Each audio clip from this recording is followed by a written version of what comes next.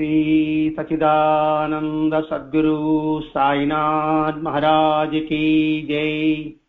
श्री सच्चिदानंद सद्गुरु भरद्वाज महाराज की जय। गुरुदेव दत्त। సద్గురు షిరిడి సాయినాథుని యొక్క అనుగ్రహం, భరద్వాజ మాస్టర్ గారి యొక్క ఆశీస్సులతో నిరంతరం జరుగుతున్న ఈ సత్సంగ యజ్ఞంలో ఈరోజు శ్రీ సాయి మాస్టర్ ప్రవచనాల గ్రంథంలోని అంశాలని మనం గ్రహించుకుంటున్నాం. ఇందులో ప్రత్యేకమైనది సద్గంధ పఠనం. ఈ సద్గంధ పఠనకి ఎంతటి ప్రాముఖ్యత ఉందో, ఎంతటి విశిష్టత ఉందో భరద్వాజ మాస్టర్ గారు అరటిపండు ఒలిచి చేతిలో పెట్టినట్టుగా ఉంటుంది. జాగ్రత్తగా గమనిస్తే అందులో ఉన్న మాధుర్యాన్ని మనం ఆస్వాదించవచ్చు. లేక యాంత్రికంగా ఆ అరటిపండును తిన్నామనుకోండి, రుచిగా ఉంటుంది. రుచికి అనుభూతికి చాలా తేడా ఉంటుంది. అనుభూతి చెందాలంటే వాడి నిరంతరము వర్తమానంలోనే ఉండాలి. ఇక్కడ వర్తమానం అంటే జీవితాల అనుభవాల సంపుటి, ఆస్వాదించడమే. అంతేకాకుండా సంసారం అనే మహావృక్షానికి 2 అమృత ఫలాలు ఉంటాయని చెప్పున్నాడు మాస్టర్ గారు. మొట్టమొదటిది సద్గంధ పఠనం చెప్పాడు, రెండవది సత్సాంగ సాంగత్యము. అంటే పఠనము అంటే చదవడము, తర్వాత వినడము, తర్వాత గ్రహించడము, తర్వాత అర్థం చేసుకోవడము, అర్థం చేసుకొని అనుభూతి పొందడము, అనుభూతి పొంది 10 మందికి అందివ్వడము, ఆ అందివ్వడంలో ఆచరణ కలిగి ఉండడము, ఆచరణలో పొరపాటును సర్దిద్దుకోవడము, తద్వారా పరోపకార బుద్ధితో సేవ చేయడము. ఇట్లా ఒకదానికి లింక్ ఉంటూ ఉంటుంది.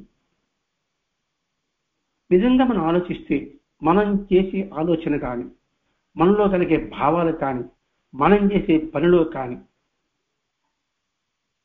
దాంట్లో ధర్మం సత్యము ఎంత మేరకు ఉంటుంది బాగా ఆలోచించుకుంటే అర్థమవుతుంది. అంటే ఇక్కడ మనం ఉపయోగించాల్సిందే. ఆ సత్యముద్రం ఎట్లా ఉంటే నేతి బీరకాయలో నేతి ఎలా ఉంటుందో అలా ఉంది, అలా ఉంటుంది కూడా, ఉంటూనే ఉంది కూడా. అలా కాకుండా స్వచ్ఛమైన నేతి నింపడం మాస్టర్ గారి యొక్క ఉద్దేశం. ఆ స్వచ్ఛమైనది ఎక్కడ ఉంటుందంటే సద్గంధ పఠనంలో మనకు లభిస్తుంది. సద్గంధ పఠనం అంటే సత్యంతో కూడిన గ్రంథం, ప్రామాణికంతో కూడిన గ్రంథం. అటువంటిది మనం పఠించవలే. అనేక గ్రంథాలు వస్తున్నాయి ఈ లోకంలో, అన్ని మంచి గ్రంథాలు అనిపిస్తుంది. ఇక్కడ మంచి గ్రంథం ఏదంటే మనలో మన యొక్క స్వశక్తిని మేల్కొల్పి మనలో ఉన్నతమైన మార్గాన్ని తీసుకువెళ్తుందో, ఏదే తీసుకెళ్తుందో అదే ఉత్తమైన గ్రంథం. మనలో ఉన్న ఆ దైవశక్తిని, ఆ సంకల్ప శక్తిని తట్టి లేపేది ఎలా ఉంటుంది? మహాత్ముల యొక్క జీవితం అని తట్టి లేపుతుంది. అందుకని ఇక్కడ మాస్టర్ సద్గంధ పఠనానికి అంత ప్రాముఖ్యం ఇచ్చాడు. అందుకే సద్గంధ పఠనము మనకి ఏం చెప్తుందంటే అది జ్ఞాన యోగాన్ని చెప్తుంది. జ్ఞానయోగం ఎక్కడ వస్తుందంటే పఠనంలోనే వస్తుంది. అందుకే మొట్టమొదటి పని చేయమని సద్గంధాలు చదువు అన్నాడు, దేవుడు నాముచ్చరించమన్నాడు. ఇట్లా ప్రతి ఒక్క అంశము కర్మయోగము, జ్ఞానయోగం, భక్తి యోగము. కానీ ఇక్కడ మనం ఆ సద్గంధ పఠనంలో ఎటువంటి భావం అంటే మనం ప్రతిరోజు భగవంతుడు చిన్నప్పటి నమస్కారం పెడుతున్నాం. ఆ నమస్కారం ఎలా పెట్టాలో కూడా మనకు తెలియదు. ఎవరో చెప్పారు పెడుతున్నాం. అది భయంతో కావచ్చు, లేకపోతే ఆశతో కావచ్చు.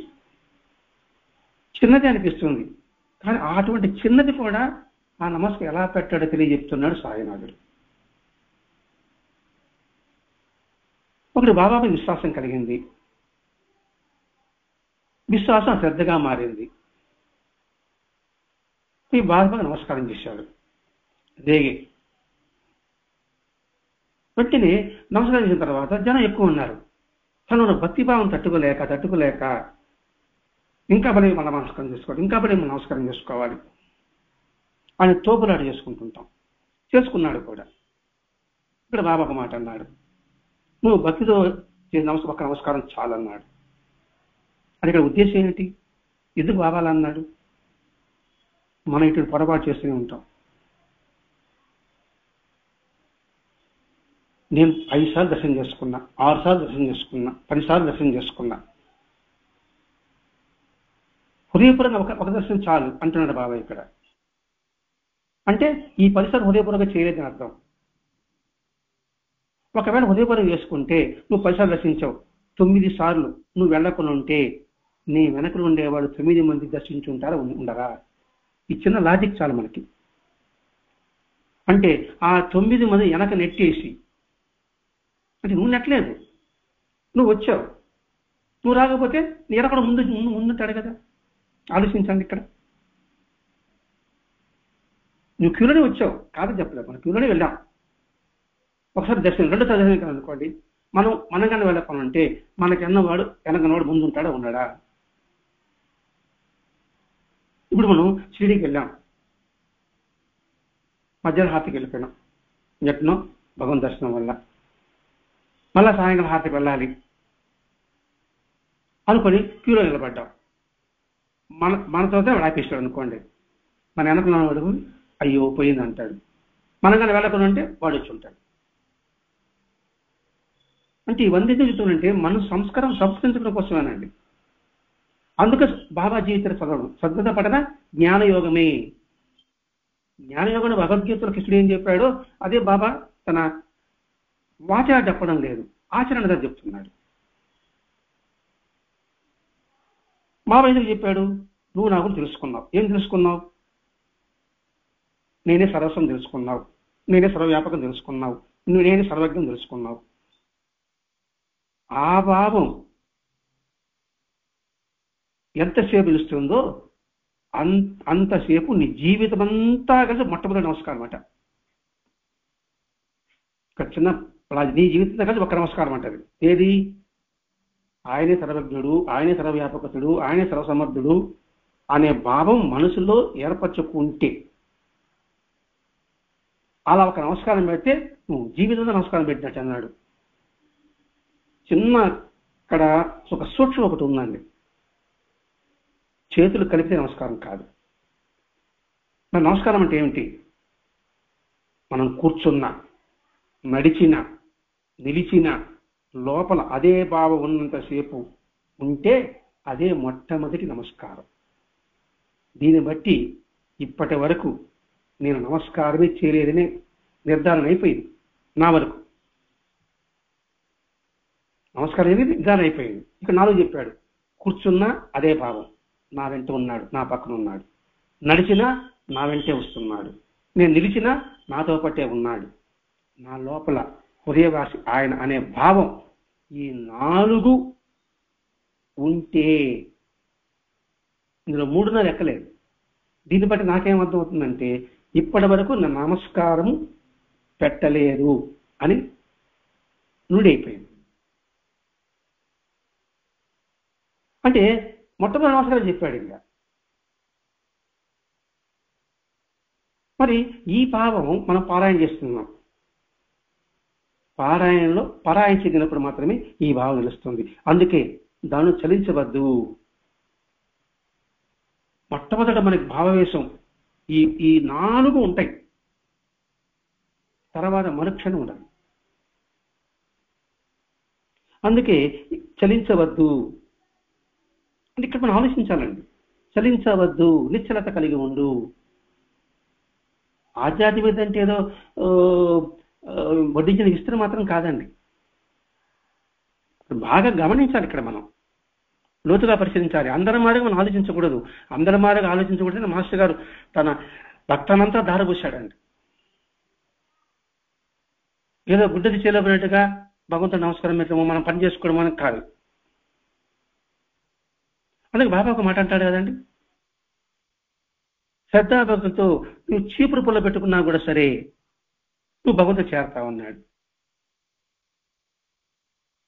అంటే ఏంటి? కూర్చున్నా చీపురు పుల్ల గుర్త, నడిచినా చీపురు గుర్త, నిలిచినా చీపురు గుర్తు. మనసులో కూడా చీపురే భగవంతుడు, చీపురే భగవంతుడు. మరి ఏకలవ్యుడు ద్రోణాచార్యుడి బొమ్మ చూసుకొని అర్జునుడిని మించిన సాటి విలుకాడు కాలేదా? మరి బాబాయ్ ఇప్పుడు గుర్తు చేస్తున్నాడు. భారతంలో ఏకలవ్యుడు మనం ఏదో వినుంటాం అంతే, దాన్ని గుర్తు చేస్తున్నాడు ఇక్కడ. కాబట్టి ఆ భావాన్ని ఎత్తిపెట్టుకుంటే అదే నువ్వు సమర్పించే నమస్కారం. దాని దక్షిణాను లేకపోతే నిష్ఠాను దానికి ఏ పదన పెట్టుకో. ఆ భావం ఎప్పుడైతే స్థిరపడుతుందో ఇంకా ఇతర భావాలు అంటే రజోగుణం తమోగుణ భావాలు రావు. ఆ భావం ఎప్పుడు వస్తుందో జ్ఞాన మార్గానికి సరిపోయిన సంస్కారవంతుడైతే, జ్ఞాన మార్గానికి సరిపోయిన సంస్కారం అయితే, చూడండి ఇక్కడ, జ్ఞాన మార్గానికి సరిపోయిన సంస్కారం అయితే అంటే అర్హత పొందితే అప్పుడు తీవ్రమైనటువంటి జిజ్ఞాస కలుగుతుంది, మేల్కొంటుంది. అప్పుడు భారతంలో విదురుడు కలిగిందే విదురు నీతనే ఉంది. అటువంటి చక్కని యోచన కలుగుతుంది. జీవితంలో ఒక నిర్ణయానికి వచ్చి జీవితం దానికి అంకితం చేస్తాడు బుద్ధుడిలాగా. ఒక నిర్ణయానికి వచ్చి జీవితాన్ని దానికి అంకితం చేస్తాడు. దేనికి? బాగా దేనికి, దానికి అని పదం వాడేస్తున్నాను. దేనికి అంటే సమగ్ర స్వరూపుడైన సర్వవ్యాపకుడైన ఆ భగవతత్వం సన్నిధికి, లేదా జ్ఞానానికి, లేదా తృప్తి శాంతికి,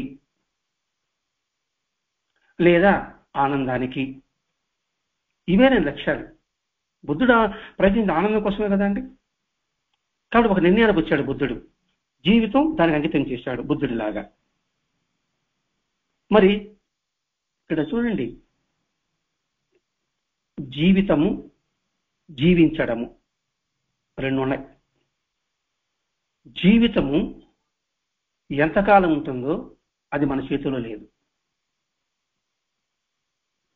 జీవించడం అనేది మాత్రం మన చేతిలోనే ఉంది. ఏంటి రెండు విరుద్ధంగా ఉంది అనిపిస్తుందా, లేకపోతే గందరగోళం చేస్తుందా? మళ్ళీ చెప్తున్నాం, జీవితము ఎంతకాలం ఉంటుందో అది మన చేతిలో లేదు. జీవించడము ఎంతకాలం ఎంత బాగుంటుందో అనేది మాత్రం మన చేతుల్లో ఉంటుంది. జీవితము ఎంతకాలం అంటే తెలియదని చెప్పాం కదా, శ్వాస ఉన్నంత వరకే జీవితం, శ్వాస ఎప్పుడు పోతే మనకు తెలియదు. కానీ జీవించడం ఉంది సరా, ఆ జీవించడం అనేది ఒక లక్ష్యం పెట్టుకుంటాడు, ఒక దానికి సాధన చేస్తాడు, అంకిత భావం ఉంటాడు. అలా జీవిస్తాడా, లేక నిస్పృహత నిరాశలతో, ఏమరపాటితో, అలసత్వంతో, బద్ధకత్వంతో జీవితాన్ని జీవించడం చేస్తాడా అనేది ఇక్కడ మనం వివరించుకుంటున్నాం. ఒక నిర్ణయానికి వచ్చాడు, నేను జీవించాలి. మరి మహాత్ములతో జీవించారండి, లేదు. ఇది జ్ఞాన మార్గం. భక్తి మార్గం అనుకోండి, అది భక్తి మార్గం అనేది కొందరికి జన్మతః వస్తుంది, కొందరికి ఉన్నట్టు మధ్యలో మేలుకుంటుంది. ఒక రమణ మహర్షి లాగా, రంగన్న బాబు గారి లాగా. రమణ మహర్షికి అరుణాచలం అంటే ఆ ధ్యాస తప్ప ఇంక పరిగెత్తాడు. అలాగే రంగన్న బాబు గారు హరికథకి వెళ్ళి రామభక్తులు చెప్తే రాముడి పట్ల ధ్యాస అతనికి లేదు. తన చివరి ప్రాణమంతా కూడా ఆ నామ మీద నిలిపాడు రంగన్న బాబు గారు. అంటే శరణాగతి చేశాడు, సర్వసమర్పణ చేశాడు. ఇది భక్తి ప్రధానమైనది. ఇంతకుముందుది జ్ఞాన మార్గం ప్రధానమైనది.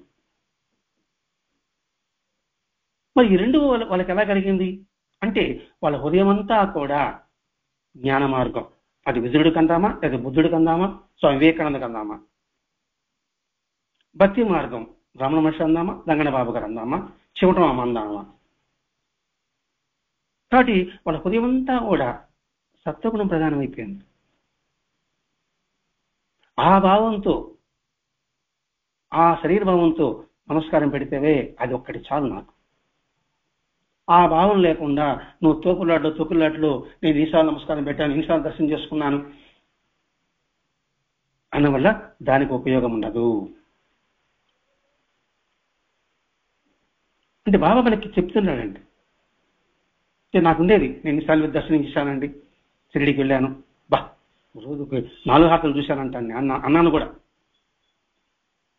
అలాగే తిరుమలకి 4 నెలలకు సరిపోతున్నానండి తిరుమలకి నేను అని అంటాను కూడా. నేను అక్కడ తిరుమలలో ఆ భావంలో ఎంత మేరకు భావంతో వెళ్తున్నాం అనేసి చూసుకుంటున్నాం. ఇది అందరూ ఎవరికి వారని ఆలోచించుకోవాల్సిందేనండి. ఎందుకంటే ఇప్పుడు నమస్కారం అంటే నాకు ఎట్లా ఉందంటే గొంతు ఎలా కాయబడినట్టుగా ఉంది నా పరిస్థితి. ఇప్పటి వరకు కూడా మనం నమస్కారం పెట్టి మనకు చేత కాలేదే. తోపులాట్లో తొక్కిసలాట్లో దర్శనం చేశాని పెద్ద మెహరబాగా చెప్పుకున్నానే, అది ఎంతటి పొరపాటు అనే విషయం ఇప్పుడు మనకి సద్గంధ పఠనం ద్వారా, అంటే బాబా చిత్రం లీల ద్వారా మనకు అర్థమవుతుందా? ఆలోచించండి. ఇక్కడ అదే బాబా చూడండి, ఒకడు బొంబాయి వెళ్ళాడు, ఏదో వ్యాపారానికి వెళ్ళాడు, ఒక షాప్కి వెళ్ళాడు. షాప్కి వెళ్తేనే ఇక్కడ బాబా చిత్రపటం కనబడండి. ఏమిటి కొత్తగా వింతగా ఉంది, రాముడు కృష్ణుడు ఉన్నాడు, పక్కన ఈయన పెట్టుకున్నాడే, ఎవరయ్యా ఆయన అడిగాడు. ఆయన గొప్ప మహాత్ముడు అండి, శ్రీలో ఉంటాడు, చాలా గొప్ప సిద్ధపురుషుడు, జన్మత జ్ఞాన స్వరూపుడు అండి. అక్కడికి వెళ్ళగానే మనకు మనశ్శాంతి కలుగుతుంది, ఏదన్నా కష్టం వస్తే ఆయన తొలగిస్తాడు అని ఆ షాప్ ఆయన చెప్పాడు. ఓహ్ అలాగా అంటే ఆయన చెప్పిన మాటలకి అలాగా అని చెప్పి 2 చేతులు పెట్టి నమస్కారం పెట్టాడు. ఆయన చూడలేదు, ఆయన గురించి విన్నాడు, చెప్పినాడు, ఆయన తెలుసుకున్నాడు. కాబట్టి అప్పుడు పుస్తకం ముందులే సంగతి పక్కన పెడదాం. తెలుసుకునేటప్పటికీ ఆ తర్వాత ఎప్పుడో 4 సంవత్సరాల తర్వాత ఏదో పని మీద కోపరగానికి వెళితే, ఓ షిరిడీ చెప్పాడు కదా 14 సంవత్సరాలు బాంబేలో అని బాబా దగ్గరికి వెళ్ళాడు. వెళ్ళి నమస్కారం పెడితే ఆయన ఏమన్నాడు, నువ్వు 4 సంవత్సరాలు నాకు తెలుసురా అన్నాడు. ఏంటి 4 సంవత్సరాలు తెలుసు అంట అంటే ఆ అంగటివాడు చెప్పిన మాటలు హృదయంలో ముద్రించకపోయింది, స్పందించింది, తాజాత్యం చెందాడు, తాజాగా ఒక నమస్కారం పెట్టాడు. అంటే ఏంటి, నువ్వు 4 సంవత్సరాలు తెలుసు అంటే ఏమిటి, వాడు బాబా లెక్కలోకి వచ్చేసాడు. అంటే హృదయపూర్వకంగా నమస్కారం నువ్వు శరీరంతో పెట్టావా, శరీరం లేకుండా పెట్టావా, లేకపోతే కొన్ని వేల మందిని పెట్టావా, అది లెక్కకు రాదు. నువ్వు ఎక్కడైనా పెట్టు, తాజాత్యంతో పెట్టావా అంటే నువ్వు నిష్ఠలోకి వచ్చినట్టు. అంటే ఏంటి, ఆ భావంతో పెడితే నువ్వు ఎంట్రీ ఫీజు కట్టావట, వెంటనే మన పేరు రిజిస్టర్ అయిపోయింది. ఇప్పుడు ఆ భక్తుడు బాంబేలో పెట్టాడు, వెంటనే పేరు ఎక్కిపోయింది. మీ సేవలో మన పేరుకి స్థానంలో గవర్నమెంట్ చేరుకున్నట్టుగా. ఇక అక్కడి నుంచి కోడ్ ఆఫ్ కాండాక్ట్ చూడడం మొదలవుతుందట. కోడ్ ఆఫ్ కాండాక్ట్ అంటే పవిత్రత నుండి క్యారెక్టర్. అప్పటి నుంచి ఆయన లెక్క, నువ్వు రాకపోతే ఆయన అడిగేవాడు లేడు, వచ్చిన తర్వాత ఇంకా ఆయనది బాధ్యత. అందుకనే చేస్తున్నాడు, ఆయన ఉత్తమ గుణాలని, సామర్థ్యాన్ని, ఆయన విశ్వంతా ఉన్నాడని భావాలని మనకు అనుభవిస్తాడు. అడ్మిషన్ అయిన తర్వాత బుక్స్ ఇస్తారు కదండి, అలాగా ఆ పుస్తకాలు చేయాలనుకుంది. మనం ఇంటి చేరాము, ఫీజు కట్టాము, నమస్కారం ఫీజు కట్టాము, వాళ్ళు పుస్తకాలు ఇచ్చారు. ఆ పుస్తకాలు చదవాలి కదా. చదివిన తర్వాత ఓహో ఆ చదివిన తర్వాతనే మనం పాస్ అవుతాం. అలాగే ఆ ఉత్తమగుణాలు, సామర్థ్యము అని విశ్వరూపుడు అనే భావాలని మనకు అనుభవం ఇచ్చాడు. అది హృదయపూర్వంగా మనం ఎప్పుడైతే పొందుతామో, కాలేజీ చదివిన తర్వాత ఆ పుస్తకాల యొక్క సారాంశం ఏ విధంగా శ్రద్ధగా అవగాహన చేసుకుని, అర్థం చేసుకుని, గ్రహించి పరీక్ష రాస్తామో, రాసిన తర్వాత ఎలా పాస్ అవుతామో అదే ఇక్కడ చెప్తున్నాడు. ఇక్కడ దాన్ని చలించకుండా ఉండాలి. గురుచరిత్ర కూడా వస్తుంది కదండి. ఒకడు గురువుని ఆశ్రయించాడు, వాడు ఏదో పని చెప్తాడు, ఆ విషయం కూడా శ్రీగురుడి దగ్గరికి వస్తాడు. వస్తాను ఏమంటాడు, నీ ముఖం నేను చూడను అంటాడు. మరి నా గతి ఏమిటన్నాడు. చూడండి, ఆ గురువు వదిలాడు, శ్రీగురుడి దగ్గరికి వచ్చాడు. అంటే ఆ గురువు దగ్గర అంతో కొంతో చేసిన ధ్యాన బలము, తపస్సు బలము సద్గురు చెంతకు చేర్చింది. ఆ గురువు వదిలిన సద్గురుని ఆశ్రయించాడు కనుక సరైన మార్గం చూపించాడు. చూడండి, గురువుకి సద్గురుకి తేడా. అందుకే జిల్లెలముడ అమ్మగారు అంటారండి, గురువు అంటే దారి చూపేవాడు. సూచక గురువు, వాచక గురువు, బోధ గురువు. సూచక గురువు, వాచక గురువు, బోధ గురువు. సద్గురువు అలా కాదండి, దారి చూపిస్తాడు, వెన్నంటే ఉంటాడు, వెన్నంటే ఉండి నడిపిస్తాడు, గమ్యం చేయి పెట్టుకుని చేరస్తాడు. అది బాబాలను గొప్పతనం. ఇప్పుడు దారి చూపేవాడు అన్నాం అనుకోండి, నేను సూర్యాపేట నుంచి బెంగళూరుకి వెళ్ళాలి, ఎట్లా పోవాలి అనుకున్నప్పుడు ఒకటి చెప్పాడు, నైట్ బస్సు ఉంది దానిలో వెళ్ళండి, లేదా చెన్నైకి వెళ్ళి ట్రైన్కి వెళ్ళండి అన్నాడు. వెళ్ళాను, బెంగళూరు దిగాను. నేను ఒకరింటికి వెళ్ళాలి, ఆ ఏరియా, ఆ స్టేషన్లో అడిగా ఏరియా ఎట్లా పోవాలని, ఇది ఈ ఆటోలో పోండి, నెంబర్ ఈ బస్సులో నెంబర్ పోండి బాగుంటాడు. వెళ్ళాను. వెళ్ళిన తర్వాత అక్కడికి స్టాపింగ్ తిరిగిన తర్వాత నేను పలానా వీధికి వెళ్ళాలి, ఈ వీధి ఎక్కడ ఉందని అడుగుతాను. అక్కడ ఒకటి చెప్తాడు, అక్కడికి వెళ్తాను. ఆ వీధిలో అలా ఇల్లు ఎక్కడ ఉందని అడుగుతాను, వాడు చెప్తాడు. వీళ్ళందరూ గురువులే. కానీ మొట్టమొదటి సూర్యుడు చెప్పిన నాతోనే వచ్చాడా? స్టేషన్లో దిగిన తర్వాత బస్సులో నాతో పాటు ఆయన వచ్చాడా? అది గురువు తత్వం. సద్గురు అలా కాదు. అందుకని ఇక్కడ గురువు జరిగిన సద్గురుని పట్టుకున్నాడు, లేకపోతే అధోగతి. మన పరిస్థితి కూడా అదే. సద్గురు వదిలేమా ఇంకా మనల్ని కాపాడేవాడు ఒక్కడు కూడా ఉన్నాడు. అందుకే సద్గురువుని ఆశ్రయించిన తర్వాత ఇది ఆయన సొత్తే. ఇంకా అది ఈ సొత్తు, ఈ నాణం ఇంకెక్కడ చల్లదు. బాగా చెప్తాను, సద్గురువుని ఆశ్రయించిన తర్వాత సద్గురు యొక్క సొత్తే అది. సద్గురువు అని గురువుని కాదు, పాయింట్ పట్టుకోవడం, గురువుని కాదు సద్గురువుని. ఇంకా ఆ నాణం ఎక్కడ చల్లదు. దీని కూడా బాబా చిత్రం ఉంది కదండి. కేరళలో కిల్వన్ అనే ప్రాంతంలో కేవి సుబ్రహ్మణ్యనాథను, అక్కడ ఒక మహాత్ముడు ఉంటే ఆయన దర్శించడానికి వెళ్తే అందరూ దక్షిణ వేస్తుంటే ఇతడు కూడా ఒక పావుల దక్షిణ వేస్తామంటే ఆగు నువ్వు వేయబాకన్నాడు ఆయన. ఏమి ఆ పావుల చలదా? అదేంటి చూశాడు, నువ్వు బాబాకు చెందినవాడి నాయన, నువ్వు ఆయన సమర్పించన్నాడు. చూడండి ఎక్కడ ఉంటుందో. అందుకే మన ముఖాన సాయి మాస్టర్ అనే ముద్ర ఉంది కాబట్టి స్టాంపు. మనం ఏ మహాత్ముని దర్శించినా లేదా ఏ పని సంకల్పం ఇచ్చినా కూడా సరే, వాడు చేయడని చెప్పినప్పుడు కూడా, వీలుగా చెప్పినప్పటికి కూడా ఈ స్టాంప్ చూస్తున్నాడు, వాడు చేసి పెడుతున్నాడు.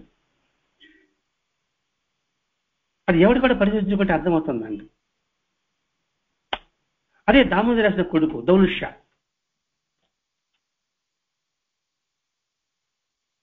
ఆయన నారాయణ వనంగా దర్శించాడు కేట్గాంబేట్లో. నమస్కారం పెట్టుకోడానికి ఆయన సొమ్మేం పోతుంది? గురుడైన నీ గురువు పరమ గురువు ఆయన, నాకంటే గొప్పవాడు ఆయన. నా దగ్గరికి ఎందుకు వచ్చావు? నీ లెక్క ఆయన దగ్గర ఉంది, నువ్వు అక్కడికే వెళ్ళు, నీ లక్ష్యం సిద్ధిస్తుంది. సరే, ఈయనేదో మాట్లాడుతున్న మనిషి శివాలయానికి వెళ్ళాడు. శివాలయానికి వెళ్తాను ఎప్పుడు నా దగ్గర 40 మైళ్ళ దూరం ఏదో సీతారాం పుత్తేశ్వర ఏదో శివాలయానికి వెళితే అక్కడికి వెళ్ళి సాయిబాబా నమః అన్నాడు. అక్కడ శివుడు కనబడ్డా, సాయిబాబా కనబడ్డాడు. ఊరేడాయన నువ్వు నాకెందుకు నమస్కారం పెడుతున్నావు ఆయన, నువ్వు బాబా దగ్గర నమస్కారం పెట్టి అది చెప్పి ఎందుకు నాకు నమస్కారం పెడుతున్నావు శివుడికి, బాబా నాకు దర్శనమిచ్చాడు, నేనే రాయన అని నువ్వేదో రాడాడి తర్వాత అని చెప్పాడు. ఇంకో దగ్గర కూడా వెళ్ళాడు, దానికి దర్శనం దగ్గరికి వెళ్ళాడు. ఊరే మేమే ఆయనకి నమస్కారం పెడతాం బాబాకి, నా దగ్గరికి ఎందుకు వచ్చారన్నాడు. చూడండి, అంటే ఇక్కడ మాస్టర్ గారు నాన్న ఎక్కడ చాలదంటే ఏందోలే అని అనుకోకూడదండి. పోనీ ఈ సంఘటనలు అన్నా కూడా, ఆ కేరళ సంఘటన కావచ్చు, దౌలషా సంఘటన కావచ్చు, మనకి ఎలా తెలుస్తుంది?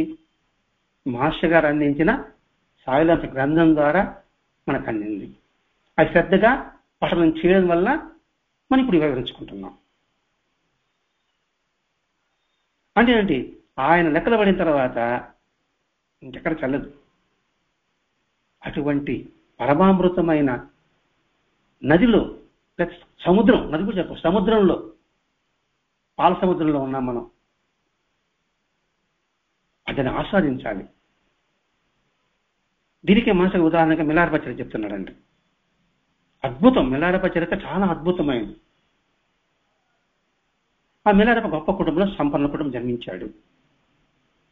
వాళ్ళ నాన్నగారికి అనారోగ్యంతో, ఈ పిల్లవాడి 5 సంవత్సరాలు ఉన్నప్పుడే అనారోగ్యంతో చనిపోయాడు. చనిపోయే ముందు నా ఆస్తికి గార్డియన్గా వాళ్ళ తమ్ముడు వారిని పెట్టాడు. పెద్ద నాకు వీడికి ఆస్తి సమర్పించరా అన్నాడు.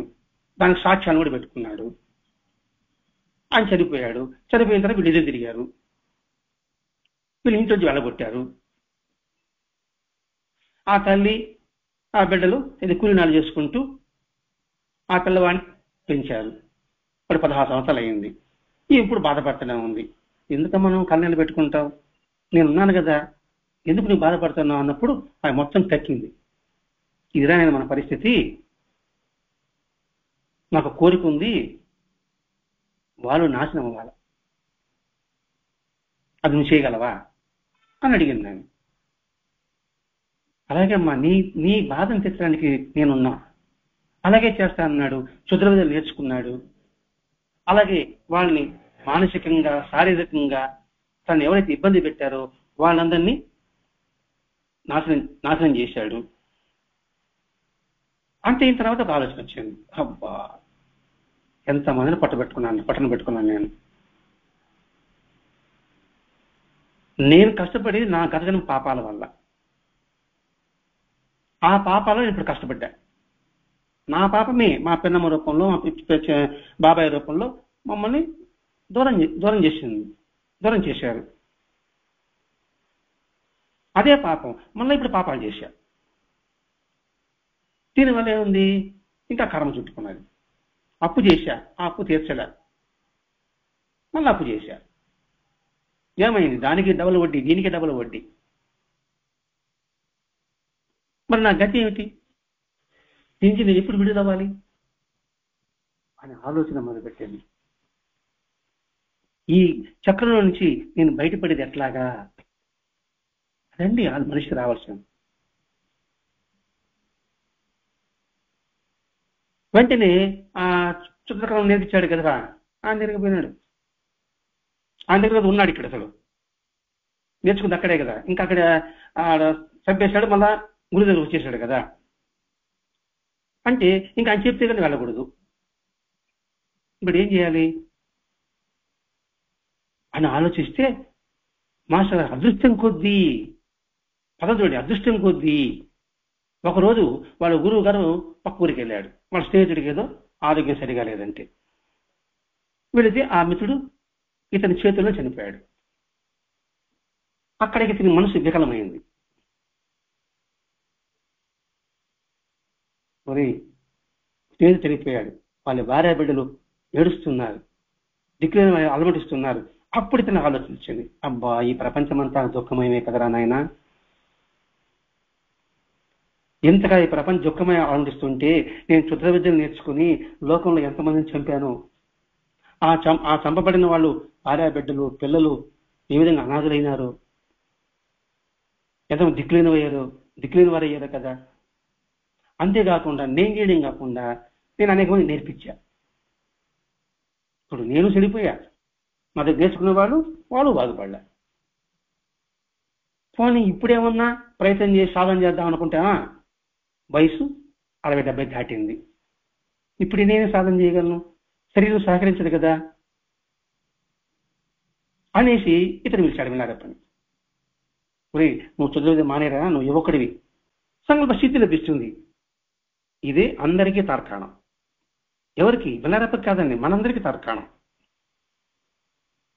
ఎప్పుడైతే సంకల్పం ఉంటుందో ఇంకా మనకి వీలు కాదనుకుంటే వీలు అవుతుంది. నాకు పలానికి ఇబ్బందిగా ఉందండి, దానికి ఇబ్బందిగా ఉంది, నేను చేయలేకపోతున్నానండి, నాకు చేయాలని మనసు ఉందండి కానీ చేయలేకపోతున్నానండి అని పైకి అనుకుంటాను నేను కూడా. ఇప్పుడు అర్థమవుతుంది, సంకల్పం ఉంటే నెరవేరదు అనేది ఏది ఉండదు. మరి రమణ మహర్షికి ఎంత డబ్బులుండి ఆ తిరునాళ్ళకి వెళ్ళాడండి? ఎవరు వచ్చి ఆయన గుండు చేశారండి? స్నానం చేయాలంటే ప్రకృతి ఆయనకి వర్షం గురించి స్నానం చేయించలేదండి. ఇట్లా చదవాలి. అది అక్కడ జరిగేటప్పటికి వెతుక్కుంటూ వెళ్ళాడు మార్పా గారి దగ్గర, గురువు గారి దగ్గరికి వెళ్ళి ఉండగా వాస్తవం చెప్పేశాడు. మనం చెప్పగలుగుతామా? దాచిపెట్టుకుంటాం. అంతదాకెందుకు, భగవంతుడి ముందే రోజు గుడికి వెళ్తున్నా, నేను బాబా గుడికి వెళ్తున్నా, వెంకటేశ్వర గుడికి వెళ్తున్నా, నేను చేసిన పొరపాటు వచ్చేసింది భగవంతుడా అని నేను చెప్తానా? చెప్పను. ఈరోజు నాకు బాగా జరగాలని చెప్పి కోరుకుంటా. అది ఎక్కడ జరుగుతుంది? ఇవన్నీ మనం ఈ సద్గంధ పటం మనకి అందుకే ఇది జ్ఞానయోగం చెప్పడం ఉద్దేశమే అదేనండి. వెంటనే నేను ఉపదేశం చేశాడా? చేయలే. ఎందుకని? వాడికి అర్హత ఉందో తెలియాలి కదా, వాళ్ళ పట్టుదల ఉందా, అంకిత భావం ఉందా, అయితే పరీక్ష పెట్టాలి కదా. చెప్పాడా? చేయలే. ఉపదేశం చేయలేదు. ఆ పని చేయి, ఈ పని చేయి, ఆ పని చేయి, ఈ పని చేయి అని చెప్పేసి దాదాపు 8 సంవత్సరాలు తిప్పించాడు. ఎంత కష్టపడ్డాడు, ఎంత కష్టపెట్టాడు. ఎందుకంటే ఇతని ప్రారంభమంతా పాపమంతా నశించాలి. అందుకే గురుసేవ ఎందుకు చేయాలంటే అర్థం ఏంటి? మన పాప క్షాళన కోసంగా. వెంటనే ఆ పాప అడుగు లేకపోతే ఆ గురువు గారి వారు ఏం చేసింది, ఎవరైనా ఇంక మీ గురువు గారు ఎవరని చెప్పేసి గురువు గారి ఉత్తమ శిష్యుడైన గోగ్డన్ ఆయన ఒకడు ఉంటే, వాడు ఎవరైనా ఆడ ఉపదేశిస్తాడు, నువ్వు ముక్తి పొందుతావు అని మార్పా గారి వస్తువులు ఇచ్చి పంపించింది. ఎందుకు? వాడు నమ్మడు కదా అని పంపించాడు చెప్పాడు. సరే వాడికి వెళ్ళాడు, ఆ వస్తువులు చూపించాడు. చూపిస్తానే గురువుగారు పంపించారు ఉద్దేశంతో అతడికి సాధన నేర్పించాడు. సాధన చేస్తే ఎన్ని రోజులైనా ఫలితం కనవాలే. ఆ గోగుడని వచ్చాడు, ఏమరా ఏమైనా ఫలితం వచ్చిందా? రాలేస్తామన్నాడు. ఎందుకు రాలేస్తుంది? ఎక్కడ పొరపాటు జరిగింది? నేను పొరపాటు చేశానా అనుకున్నాడు గోగుడన్. అటువంటిది ఏం లేదే, మార్పాగానే పంపించారు, దాని గురించి వస్తువులు ఇచ్చాడు, మరి ఎందుకు తేడా వచ్చింది? గురువుగారు అనుమతి లేదా? అది ఉంది కదా. అర్థంగా అనుకుంటున్నప్పుడు వీడు మొత్తం కక్కేశాడు. నేను తన పొరపాటు చేశానయ్యా, గురువుగారు ఇవ్వలేదు వస్తువులు, ఆ తల్లి ఇచ్చారు, మరి ఎంత పని చేసేవరా నువ్వు ఆయన ముందు శరణ పొందావు. స్టార్టింగ్ లో సర్వస్వం నీదే అని సమర్పించావు. ఇక నేను కాదు, ఎవడు కూడా ముల్లోగా దేవుడు దిగొచ్చినా కూడా నీకేమీ రాదు. కొన్ని తిరిగి వెళ్ళిపోదామంట, ఇంక ధైర్యం చేయాల, ముందే ముక్కోపి ఆ మార్పా గారు. సరే ఇతడైనా పంపిద్దాం అనుకుంటే ఇతడికి ధైర్యం చేయాలి. కొంతకాలం అయిన తర్వాత మార్పా గారి నుంచి కబురు వచ్చింది, సరే మా కొడుకు ఉపనయనానికి ఉంది, నువ్వు రారా నాయన, అక్కడ మా వేద తోపగా ఒకడు ఉంటాడు, వాడు వెంట పెట్టుకురారన్నాడు. అంటే ఆయనకి తెలియదేముంది? ఆ కదా అక్కడ ఉన్నాడు, తొడుకున్నారా అన్నాడు. మరి ఆయనకు తెలుసు కదా, మరి ముందుగానే రప్పించుకోవచ్చు కదా, మరి ఎందుకు కొంతకాలం ఊరుకున్నాడు? సద్గురు సర్వజ్ఞుడు, సర్వవ్యాపకుడు.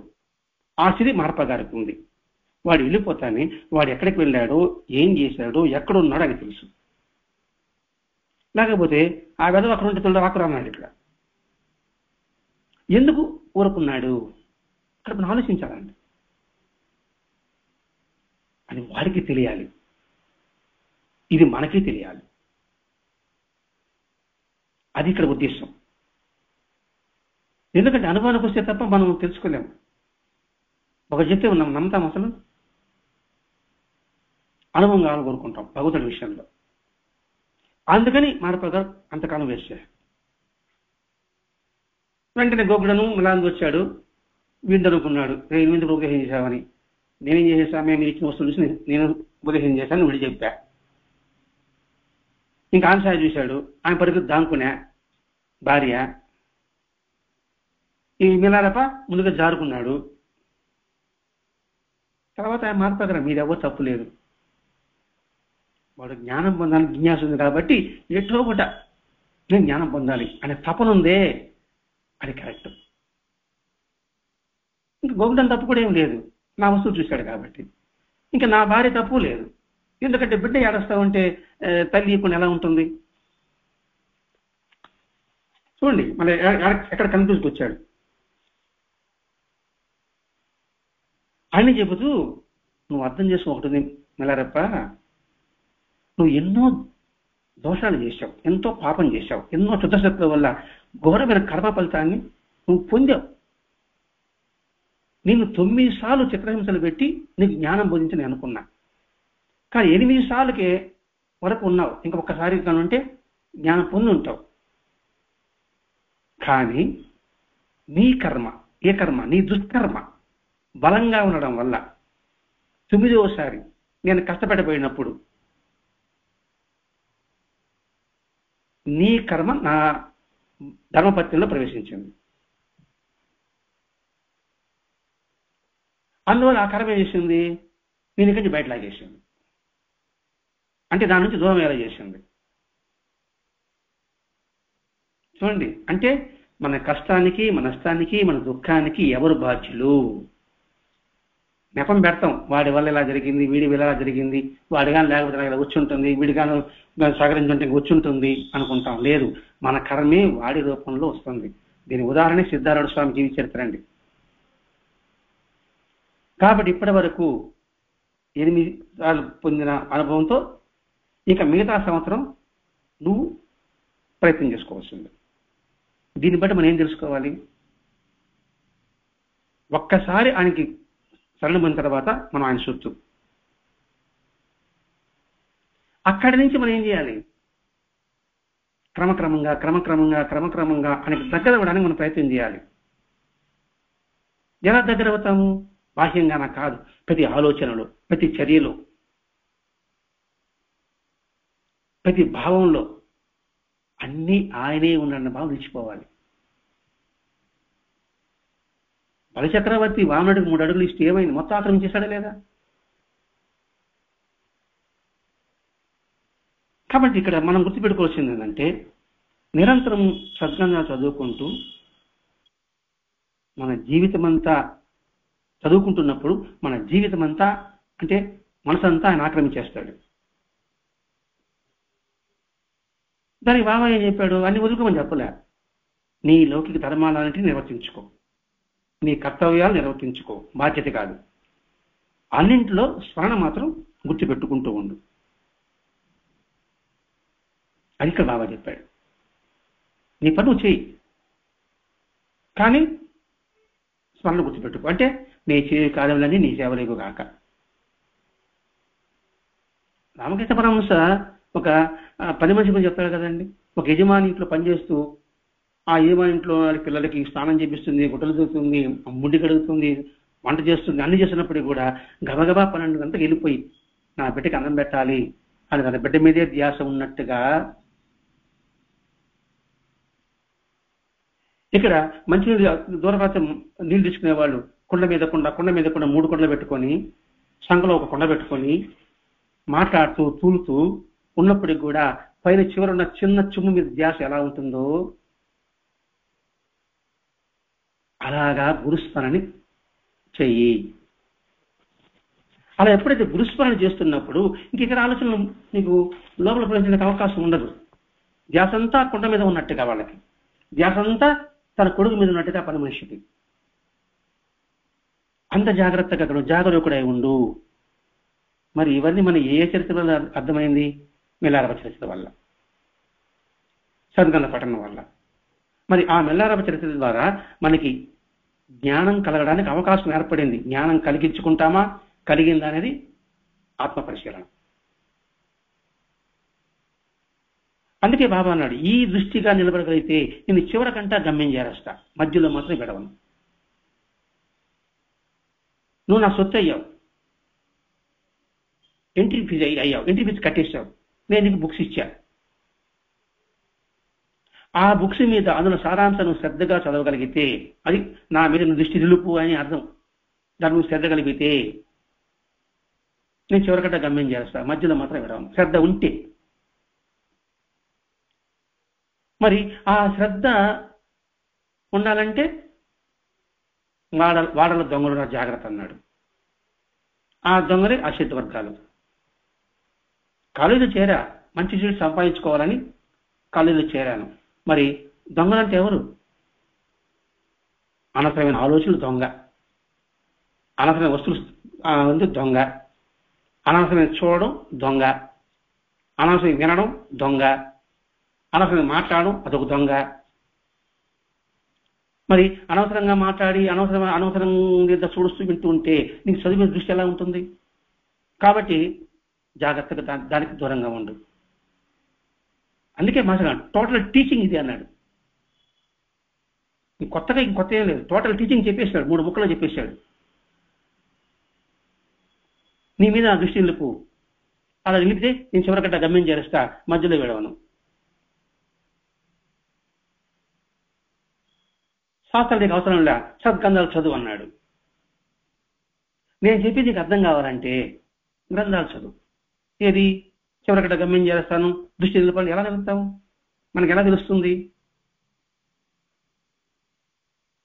అందుకే భగవద్గీత చెప్పాడండి, గుణత్రయ విభాగం చెప్పాడు, ఇంకొక అన్ని అధ్యాయాలు చెప్పాడు. కానీ ఎంతమంది మనం గ్రహించాం, ఎంతమంది గుర్తుపెట్టుకున్నాం? అంటే ఇక్కడండి సిద్ధాంతాల వలన చిక్కుకుంటున్నాం,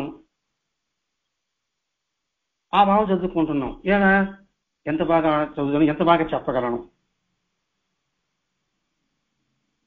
అంటే ఏంటి? అది శాస్త్రం అవుతుంది. అది కాదు, ఎంతవరకు గ్రహించావు. సద్గంధ వాసన, శాస్త్ర వాసన రెండు వేరు వేరు.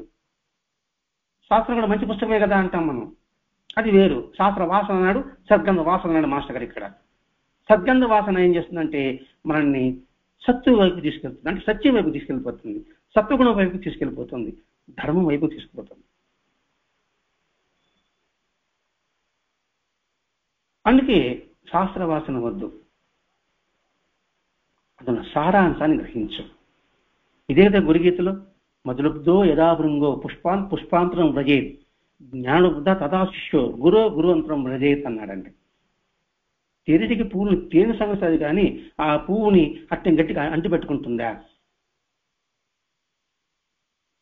అధిక చెప్పడం. చదివి సారాంశాన్ని పట్టుకో, ఇంకా పుస్తకంతో నీకేం అవసరం ఉంది? ఒక గడియారం కొంటామండి, ఒక ఫ్రిడ్జ్ కొంటాం, ఒక టీవీ కొంటాం, ఒక ఏసీ కొంటాం. కొంటేనే వాడు క్యాట్లో ఒకటి ఇస్తాడు, ఇన్స్ట్రక్షన్ బుక్ ఇస్తాడు. దాన్ని పూర్తిగా చదివి అర్థం చేసుకున్న తర్వాత ఆ పుస్తకంతో మనకు అవసరం ఉందా? పుస్తకం చదువు, దాంతోనే ఉండవా, దాన్ని చూసుకుంటానే ఆపరేట్ చేయబాక. అది ఇక్కడ చెప్పడం అండి. అంటే ఏంటి? శాస్త్ర శ్లోకం మనకి అవసరం, దాని సారాంశం గ్రహించిన తర్వాత ఇంకా శ్లోకాలతో మనకేం పని ఉంటుంది? అదే కదా రామదాసుకి విష్ణు సహస్రానికి కంఠస్థం వచ్చు అతనికి, కానీ ఆ పుస్తకం మీద మమకారం. ఆ పుస్తకం మనకేం పని? అందుకు మాస్టర్ గారు సద్గంధ పఠనం చేయగా చేయగా చేయగా చేయగా ఏమవుతుందంటే ఇంకా పుస్తకంతో అవసరం ఉండదు. ఒకసారి కుదిరితే ఓకే, మనకు కుదురుతుందంటారా? నేను చదివేశానండి, నాకు కుదురుతుంది అని అంటాను. నేను కూర్చున్నా, నిలబడినా, నడిచినా, హృదయంలో గుర్తుపెట్టుకోవాలండి. అదే కదా సిద్ధారూఢ స్వామి అందరూ శివలింగాలు మెడలు వేసుకుంటే నువ్వేదో వేసుకోలేదే, నువ్వు అనర్హుడు అన్నప్పుడు ఆయన చెప్పిన మాట కూడా ఇదే. అంటే ఇక్కడ బాహ్య ఆచారాలు కాదండి. అందుకే బాబా అన్నిట్లోనూ అందరిలోనూ ఎన్ని లీలలు చేశాడండి మనకి. మరి అన్ని లీలలు చూశారు బాబా దగ్గర, కానీ ఒకటి ప్రసాదం ఇస్తే ఒకటి తీసుకోలే. అప్పుడు బాబా లీలలు అంతరార్థం ఏం గ్రహించాడు అక్కడ ఆ భక్తుడు? అందుకే మాస్టర్ గారు మనం సాయి సన్నిధి గ్రంథం రాశాడండి, ఏ మారణ భక్తులు వారి సన్నిధిలో కూడా ఎటువంటి ప్రలోభాలకు లోనై. ఏం ప్రలోభాలు లోనైనట్లు? వాడు శత్రువు. అంతటా నేనేనని బాబా చెప్పినప్పుడు ప్రసాదం తీసుకోవడం నీకేం దొమ్మ? కానీ ఆ భావం లేదు. మళ్ళా నాకు అక్కడిచ్చాను, నేననుకోండి ఒక ప్రసాదం తీసుకోలేదు, నన్ను గదిలిచ్చాడు, నేనేమంటాను? బాబా సామాన్యుడు కాదండి, ఆయన కన్నీ తెలుస్తాయండి, నాకు ఇట్లా జరిగిందండి, అట్లా జరిగింది చెప్తాడు. కానీ వాడు పెట్టింది మరి నేను తిన్నాను అంటాను నేను. ఇప్పటికీ కూడా ఎప్పుడో దాదాపు 35 ఏళ్ళ ముందర జరిగిన సంఘటన ఇప్పటికీ నాకు గుర్తొస్తుంది. ఆ వ్యక్తిని చూస్తాను, నేను సత్యంగా మనం చెప్తున్నాను భావించుకుంటున్నా. ఇప్పుడు నేను చెప్పడం వాచానే అంటే ఏంటి? సర్వజ్ఞుడు అని చెప్తున్నాను, కానీ ఆయన చెప్పిన మన పని చేయడం లేదు. అందుకే మాస్టర్ గారు అన్నారండి ఇక్కడ, ఎవరికి వాళ్ళు తీసుకోవాల్సిన జాగ్రత్త మాత్రమే ఇది పూర్తిగా కుదిరిన తర్వాత మాత్రమే సాధన ప్రారంభమవుతుంది అన్నాడండి. పూర్తిగా కుదిరిన తర్వాత, ఏదో అర్థవంతంగానో ముక్కాల భాగంగాడు కాదండి, పూర్తిగా కుదిరిన తర్వాత అన్నాడండి. ఒక వస్తువు కావాలంటే దానికి తగిన మూల్యం ఎంతో అంత ఇస్తేనే, అంత ఇవ్వకుండా ఏదో కాలభాగం తగ్గిస్తే ఇస్తాడంటారా? అందుకే నేను సత్సంగంలో ప్రబోధాలు చదువుకున్నాను భక్తుడు గురించి. వాడికి వినయం ఉండాలి, సర్వసమభావం ఉండాలి, నిరాడంబర జీవితం ఉండాలి, వైరాగ్యం ఉండాలి, పవిత్రత ఉండాలి. ఇవన్నీ ఉంటే భక్తుడు. ఇవన్నీ ఉంటేనే, అవి కుదిరితేనే సాధన ప్రారంభమైనట్టు. అప్పుడు నేను సాధన చేస్తున్నది నాకు అర్థం కావడం లేదు. ఇప్పుడు ఏ సాధన? బొంద సాధన చేసేది ఇక్కడ. కాకపోతే అట్లా మానేసేదా? అన్నం. ఈ సమయంలో పిచ్చాపోటు కబులు ఆడకుండా ఈ 1 గంట అయినా సరే ఏడుగు చదువుకుంటున్నా. కాబట్టి 100 పైసల్లో 10 పైసలన్నా దక్కింది. ఇలా ఈ 10 పైసలతో చేసుకుంటూ పెట్టుకోకపోతే కనీసం 100 రూపాయలు చేరుకోగలను.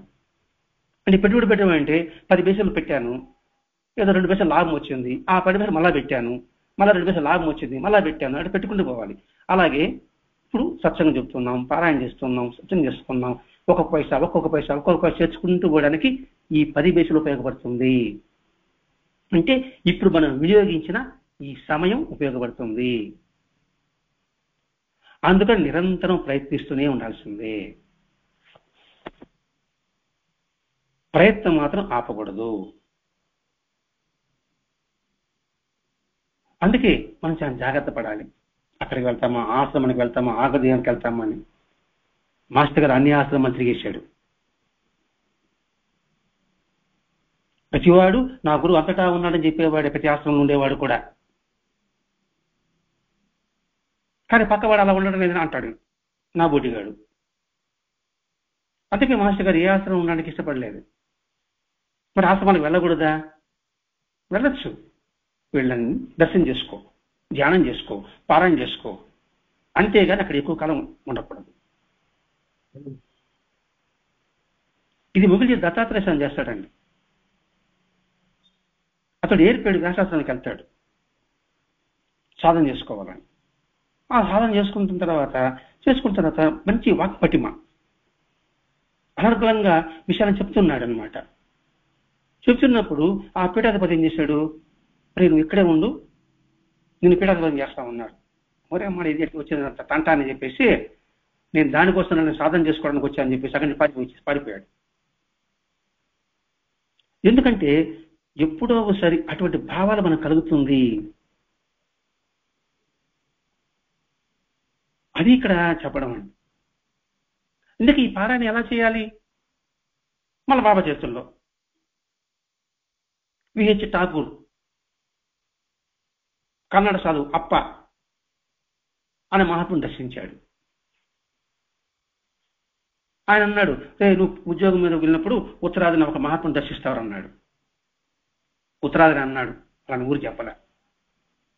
మహాత్ముడు అన్నాడు, ఆ పేరు చెప్పలే.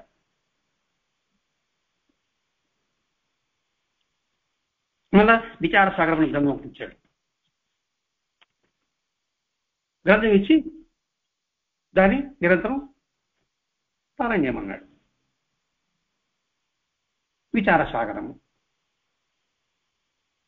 మనం సంసారాన్ని సాగరంతోనే మనం చేస్తుంటున్నాం. ఇక్కడ సాగరంతో ఎందుకు పోలుస్తున్నారంటే, మనలో ఉన్న తృష్ణ, కోరిక అనేది సముద్ర అలల లాంటిది, కడుపులో ఆకలి లాంటిది, మనసులో పుట్టే ఆశలు లాంటిది. అది కదులుతూనే ఉంటుంది. సముద్రంలో అలల లాంటిది. తృష్ణ అంటే కోరిక. కోరిక వేరే, అవసరం వేరేనండి. కడుపులో ఆకలిలాగా. ఇప్పుడు తిన్నాం, మళ్ళీ కాసేపటికి ఆకలి, మళ్ళీ తిన్నాం, మళ్ళీ ఆకలి. మనసులో పుట్టి ఆశల్లాగా. దాన్ని విచారణ చెయ్యి. ఎందుకు ఈ కడల్లాగా మనకు లేస్తూ పడుతూ ఉంది? దీనికి ఒక నిచ్చెన తీసుకురావాలి. అది విచార సాగరం. ఆ తర్వాత ఏదో ఒక ఊరికి ప్రయాణం అయ్యాడు, జున్నూరికి ప్రయాణం అయ్యాడు. అది పెద్ద నాగడ పెద్ద కొండ, దాన్ని దాటలేకపోతే ఒక దున్న మీద ప్రయాణం చేశాడు. చాలా కష్టమైన పని. కొంతకాలం దగ్గర బాబాను దర్శించాడు విహెచ్ ఠాకూర్. ఇక్కడ బాబా చూడండి, పరిచయం కూడా కాదా. ఇక్కడ మార్గం అప్పా చెప్పిన తేలిక కాదు. అప్పా చెప్పిన తేలిక కాదు అని చెప్పేసినాడు. నువ్వు ఏదో పుస్తకం చదివేసినావు. దున్నపోత మీద నానాగడ్డ దాటడం చాలా కష్టము. దున్నపోత మీద ఆ కొండను దాటక, దున్నపోత అంటే ఎవరు? మన మనసే. ఎంత వర్షం వచ్చి నేను చెప్పగొట్టాను కదలకుండా ఉంటుంది. దాంతో ఎడ్డాడతావురా నువ్వు ఆ మనసుని. సజ్జుడిగా ఉంటే దున్నపోతే సజ్జుడిగానే ఉంటుంది కదా. అలా ఉంటే నువ్వేం సాగుతావురా నైనా, కష్టం రానైనా.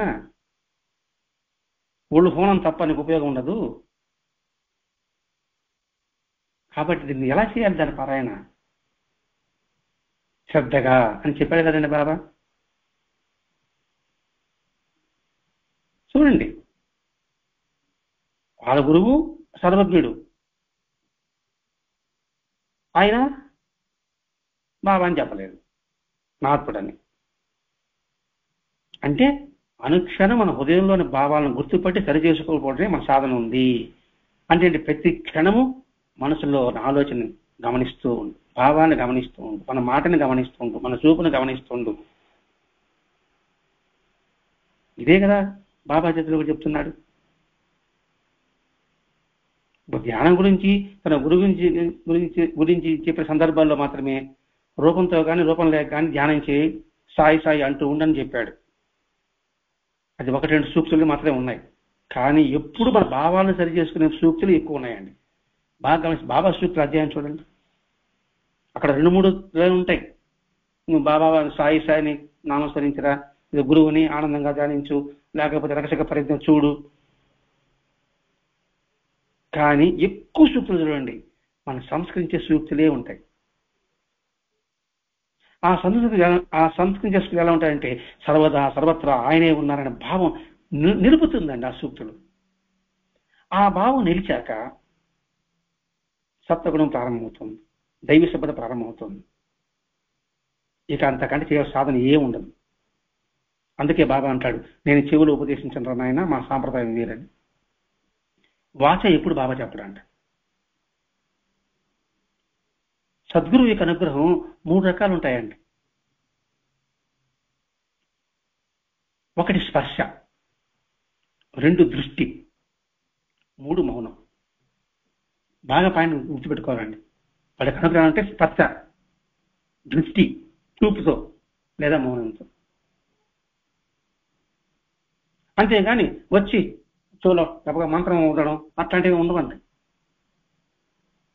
ఉపదేశం అంటే చెవులో కూసే మంత్రం కాదండి. అందుకే బాబా నేను చెవులు ఉపదేశించను, మా సాంప్రదాయం వేరు అంటే. ప్రతి ఒక్క జీవిత సంఘటన నుండి కూడా మనం గమనిస్తే ప్రతి సంఘటన మనకు ఉపదేశమే. బాబా చరిత్రలో ప్రతి సంఘటన ఉపదేశమే గుర్తుపెడితే. అందుకే మాస్టర్ గారు ఒక మాట అంటాడు కదండి, చెట్టు మించి ఆకు రాలేడా, అది ఒక ఉపదేశం అన్నాడండి, గుర్తించగలిగితే. మరి న్యూటన్ సిద్ధాంతం ఎలా వచ్చిందండి? ఆపిల్ పండు కింద పడింది, భూమి యొక్క శక్తి అని ఆయన తెలుసుకుని అందరికి తెలియజేశాడు కదండి. మనం చూస్తుంటాం, ఆకులు రాలుతూ ఉంటాయి, పడుతూ ఉంటాయి, మనం ఏం గుర్తిస్తున్నాం? అందుకే బాబాజీ ఇతర ప్రతి సంఘటన కూడా ఉపదేశమే. అప్పుడు మనం మనసు సందేహం వస్తే ఫలానా దేవాలయానికి వెళ్ళి పురాణం విను అని చెప్పాడు. వీళ్ళకి ఆ సందేహానికి సమాధానం అక్కడ ఉంది. దీక్షితికి అలా చేశాడు, శ్యామాకి అలా జరిగింది, దాసుగనికి ఒక పనిపిల్ల సమాధానం చెప్పింది. చూడండి ఇక్కడ బాబా చరిత్రలు లేదండి. అందుకే నీకు జ్ఞానయోగం అని భగవద్గీత పెద్ద అధ్యాయం మనకు అర్థం కాదు. సద్గంధ పఠనం, సాయిలామృత గ్రంథం అది చదివితే మనకి జ్ఞానయోగమే. అంతేగాని నోటితో మంత్రంతో చెప్పడానికి ఉపదేశం ఎలా అవుతుందండి? పురుషోక్తం ఉంది, సహస్రశేష పురుష సహత్వాట సహస్రపాత్ సభూమిం విశ్వతో వృత్వా అత్యతిశాంగులం అని చదువుతున్నాం. సహస్రం అంటే ఇక్కడ వెయ్యని కాదండి, అనంతము. అన్ని ముఖాలు నీవే, అన్ని చేతులు నీవే, అన్ని కాళ్ళు నీవే, అన్ని రూపాలు నీవే, అన్ని వ్యక్తులు నీవే. కాబట్టి ఇవన్నీ కూడా బోధన ఒక పక్క నుంచి వచ్చేది కాదండి అని బాగా చెప్తాం. ఒక పక్క నుంచి సపరేట్గా రాదు, చూస్తే అంతటా నీకే బోధ కలుగుతుంది. సాయి బోధించలేదా అంటే బోధించాడు. ఆయన బోధించింది ఎక్కడ చెప్పండి? ఆయన బోధించి లేనిది ఎక్కడ చెప్పండి? ఆయన చెప్పిన దాంట్లో బోధ లేదు అనేది ఒక్క సంఘటన చూడండి, ఉండదు. మరి మొత్తం ఆయన చెప్పేది ఏంటి? సారాంశం, సద్గురుని సంపూర్ణంగా నమ్ముకో. ఆ సద్గురువే నిన్ను వెన్నంటి నడిపించి నీ వెనకలే ఉండి నీ చేయి పట్టుకొని నీ గమ్యం చేసేంత వరకు వాడు నిద్రపోడు. అది బాబాలోని ప్రత్యేకత అండి. అదే మాస్టర్ గారు కూడా చేశారండి, చేస్తున్నారు కూడా. ఇది మాస్టర్ గారిని సంపూర్ణంగా విశ్వసించిన వారికి మాత్రం ఎక్కడ పెడదాన పట్టలేకుండా చేస్తున్నాడండి. కాబట్టి దాన్ని గుర్తుపెట్టుకుని ఆచరణ పెట్టుకో. అప్పుడు జీవించడం ఎలా తెలుస్తుంది? అది శ్రద్ధగా మారుతుంది. ఇక్కడ బాబా మొత్తం ఏం చెప్తున్నాడంటే, ఈ ప్రపంచమంతా కూడా బాబా చెప్పిన రీతిలో చూడడం నేర్చుకో. దానికి అడ్డం వచ్చే వాటన్నిటినీ కూడా సద్గంధ పఠన ద్వారా, బాబా చెప్పిన సూక్తుల సమన్వయం ద్వారా వాటిని గుర్తుపెట్టుకుని మనలో ఉన్న దొంగలని, రజోగుణం తమోగుణం దొంగలని తొలగించుకో, ప్రయత్నం చెయ్యి. ఇంత విధానం సద్గంధ పఠనంలో అధ్యయనం మనకి మాస్టర్ గారు ఈ మాస్టర్ గారి ప్రవచన గ్రంథంలో అందించాడండి. ఇలా సద్గంధాలు చదవడం వల్ల వివేక వైరాగ్యాలు పెంపొందుతాయి. అలా పెంపొందితేనే జన్మ సార్థకత. అలా పెంపొందినప్పుడు నమ్రత కలుగుతుంది, కలిగితేనే సార్థకత. వివేకం పెంపొందకుండా, వైరాగ్యం లేకుండా, నమ్రత లేకపోతే నువ్వు చదివినా కూడా నిష్ప్రయోజనమే. సద్గ్రంథాలు చదవడం వలన వివేక వైరాగ్యాలు పెంపొంది నమ్రత కలిగితేనే జన్మ సార్థకమవుతుంది అని రాస్తాడు మాస్టర్ గారు సాయి సన్నిధి గ్రంథంలో. అంటే సద్గ్రంథ పఠనం అనేది ఎంతటి ప్రాముఖ్యత, ఎంతటి విశిష్టత, ఎంతటి అమూల్యమైనది, ఎంతటి అమృత ఫలం. కాబట్టి సద్గ్రంథ పఠనమే గొప్ప జ్ఞాన యోగము. ఆ భగవద్గీతలో సారాంశం అంతా కూడా బాగా వడపోసి మనకి భరద్వాజ మహర్షి గారు సాయి మాత ప్రవచనంలో సద్గ్రంథ పఠనే అధ్యాయం ద్వారా మనకు అందించాడండి. ఆ పాయసాన్ని దురుకోవాలని చేతనైతే పదం వాడాడు మాస్టర్ గారు. చేతనైన వాడు దురుకుంటాడట, చేతకన్న వాడు పొలకబోసుకుంటాడు, పారబోసుకుంటాడు. కాబట్టి మన కర్తవ్యం ఏమిటి? చేతనవ్వడం, అర్హత పొందడం. ఏదో పురోజనం సుకృతం వల్ల ఎంట్రీ ఫీజులు కట్టేశాం, జాయిన్ అయ్యాం సాయి మాస్టర్ యూనివర్సిటీలో. జాయిన్ అయితే సరిపోతుందా? మరి ఆయన ఇచ్చిన పుస్తకాల్లో అర్థం అవగాహన చేసుకొని గుర్తుపెట్టుకొని మనం గ్రహించాలి కదా.